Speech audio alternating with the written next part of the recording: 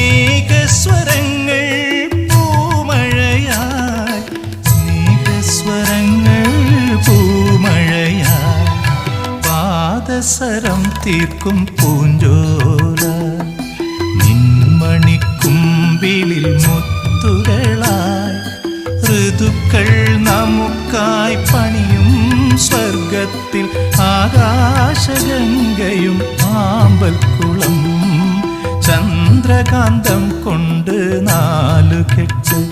അതിൽ ചന്ദനപ്പടിയുള്ള പൊന്നോ